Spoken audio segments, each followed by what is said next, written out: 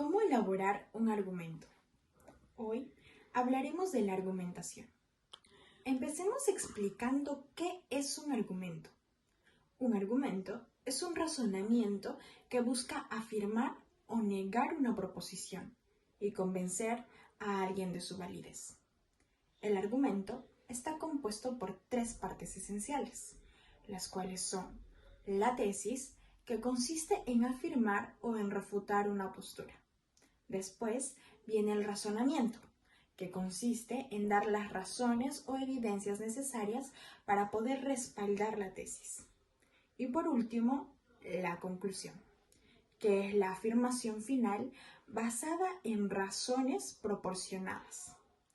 Asimismo, es importante destacar que en un argumento no es una frase simple como los pollitos son amarillos o las gallinas ponen huevos, sino que es la exposición de las razones que respaldan y sustentan una afirmación. La argumentación se divide en tipos de argumentos, que pueden ser argumentos de abducción, los cuales consisten en elegir la mejor hipótesis entre las varias hipótesis planteadas. También tenemos los argumentos por analogía. Estos se basan en encontrar similitud entre dos hipótesis distintas. Por otro lado, tenemos el argumento en base a ejemplos, que como su nombre lo dice, este argumento se sustenta en ejemplos concretos para poder brindar respaldo a la tesis planteada. También encontramos los argumentos denominados reducción al absurdo. Dicho argumento rechaza una afirmación debido a sus consecuencias extremas o absurdas a las que el oyente puede ser encaminado. De otra parte, tenemos los argumentos de inductividad. Estos se generalizan a partir de casos particulares, aunque pueden traer consigo problemas de generalización indebida. Asimismo, el argumento deductivo será el que, en consecuencia de sus premisas, obtiene una conclusión que garantiza la validez del argumento. Un argumento de pros y contra se caracteriza por analizar las razones a favor y encontrar una conclusión. Sin embargo, un argumento de pros y contra no siempre garantiza una conclusión clara. Los errores dentro de las argumentaciones son denominadas falacias. Las falacias son razonamientos defectuosos que violan las reglas lógicas, derivando en un argumento sin solvencia o en un argumento inválido. Así como hay tipos de argumentos, también hay tipos de falacias. Por ejemplo, tenemos a las falacias ad hominem, las cuales se caracterizan por atacar a la persona que genera un razonamiento y no al razonamiento mismo. Es decir, se sostiene su postura en base a algún ataque personal en pos de desacreditar el razonar de esta persona. De manera contraria, tenemos a la falacia de autoridad. Dicha falacia se sustenta en las características personales del que plantea un argumento, para acreditar el mismo. Por ejemplo, hacer el uso de la palabra de un famoso para poder acreditar que un producto es bueno. Apelar a la ambigüedad también es considerado como una falacia. Otro tipo de falacia es la falacia ad populum, que es aquella que se sustenta en aseverar algo, solo porque un gran número de personas lo afirman.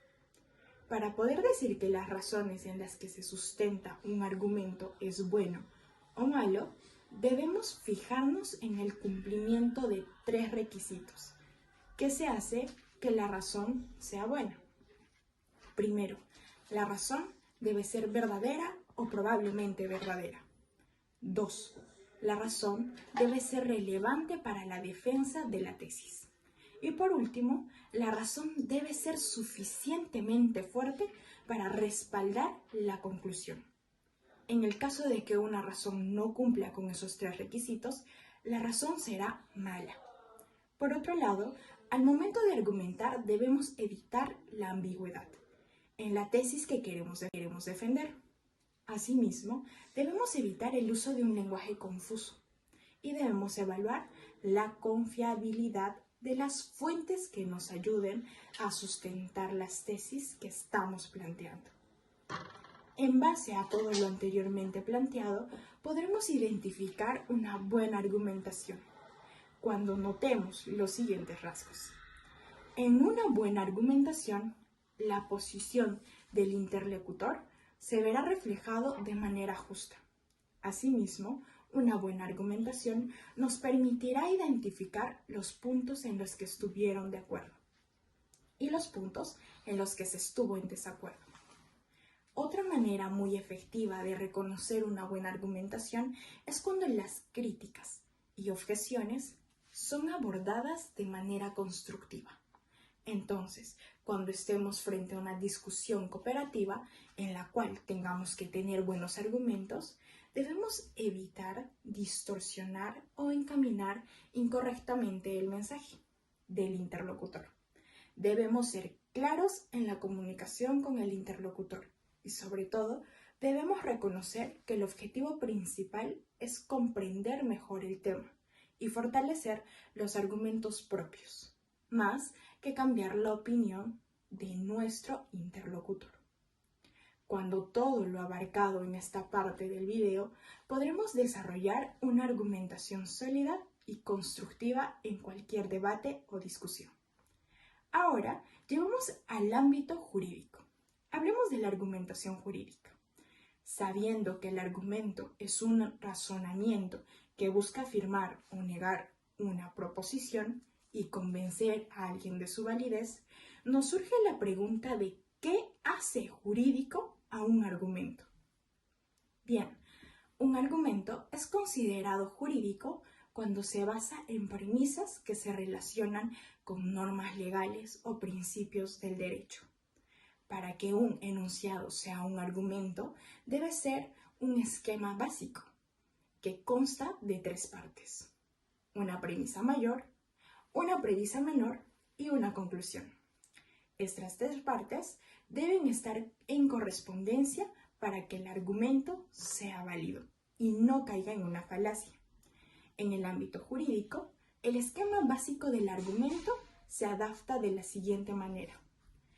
Primero será la premisa normativa, que viene a ser la premisa mayor. Esta se sustenta en la norma interpretada, supuesto normativo y de la consecuencia jurídica abstracta, basada en normas jurídicas como leyes, jurisprudencia, doctrina, costumbre y declaración de la voluntad. Después viene la premisa fáctica, que actúa como la premisa menor, la cual se basa en los hechos o indicios que se encuentren permitidos por las normas jurídicas. Por último, la conclusión será la consecuencia jurídica de carácter coercitivo como una sanción o un permiso. Ahora bien, en el ámbito del ejercicio del derecho es crucial comprender las reglas y formas fundamentales del discurso práctico que los abogados deben seguir para asegurar un proceso justo y eficiente sobre todo. Por lo que ningún hablante puede contradecirse en un debate legal. Es fundamental que ninguna de las partes haga afirmaciones que sean contradictorias con lo que han dicho anteriormente, ¿no? La coherencia en el discurso es esencial para la credibilidad y la lógica del argumento. Cada hablante solo puede afirmar lo que cree. La honestidad intelectual es un principio fundamental en el ámbito jurídico. Los abogados deben expresar sus argumentos y creencias de manera sincera, evitando cualquier forma de engaño o manipulación. Solo se pueden usar juicios de valor en situaciones donde se aplicaría en casos similares. Los juicios de valor, como las opiniones personales o las valoraciones morales, solo deben emplearse en situaciones donde sea relevante y apropiado. No deben de utilizarse de manera indiscriminada. Las expresiones deben tener el mismo significado para diferentes hablantes. La claridad y la precisión en el lenguaje son cruciales en el discurso jurídico. Las palabras y frases deben tener un significado consistente y compartido para poder garantizar una comunicación efectiva entre las partes involucradas. Ahora, respondamos a las siguientes interrogantes. La justificación interna y la justificación externa, ¿cuándo se aplica? Entonces, la justificación interna se aplica en casos más simples, donde se resuelven problemas legales utilizando argumentos basados en normas y jurisprudencia. En estos casos, la argumentación se apoya en autoridades legales establecidas. Por otro lado, la justificación externa se utiliza en casos más complejos, donde se recurre a argumentos de corte sustantivo, estándares de razonabilidad, y se busca un respaldo en la construcción de premisas normativas y fácticas, mucho más elaboradas. En situaciones complejas, ambas formas de justificación pueden combinarse para fortalecer la argumentación legal. He aquí un ejemplo de argumentación jurídica. Se dice que el matrimonio es un derecho que se les niega a las personas homosexuales, por lo que nace la interrogante de si el matrimonio es o no un derecho.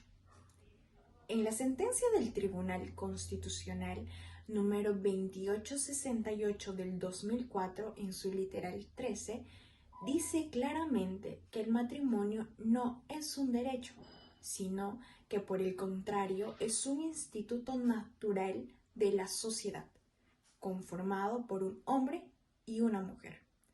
Asimismo, el Código Civil especifica que tiene que ser entre un hombre y una mujer, tanto como la Convención de los Derechos Humanos en su artículo 17, en el que se alega la conformación de dicha institución entre un hombre y una mujer. Por lo tanto, se puede afirmar que el matrimonio no es un derecho que se les niegue a las personas homosexuales.